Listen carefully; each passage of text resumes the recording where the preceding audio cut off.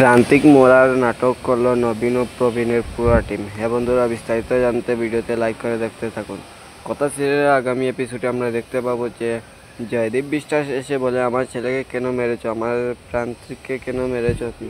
তখন প্রত্যয় সরকার বলে, ঠিক যেই রকম ও নির্ভয় মানুষের জান নিতে চাইছিল, ঠিক ওই রকমভাবে আমরা ওকে মেরেছি। তারপর কথা বলে, জুনি দেখছে চারিদিকে প্রান্তিককে কোথাও দেখা যাচ্ছে কিনা। ঠিক তখনই জয়দীপ বিশ্বাস বলে, আমি আমার ছেলের মুখ দেখতে চাই, আমি প্রান্তিকের মুখ দেখতে চাই। আর এদিকে আমরা দেখতে পাই যে প্রান্তিককে মৃত সাজিয়ে সেখানে শুয়ে আছে এবি। তারপর এবি বলে, এখন যদি মুখ দেখতে চায় তাহলে তো আমরা পুরো ধরা পড়ে যাবো সবাই।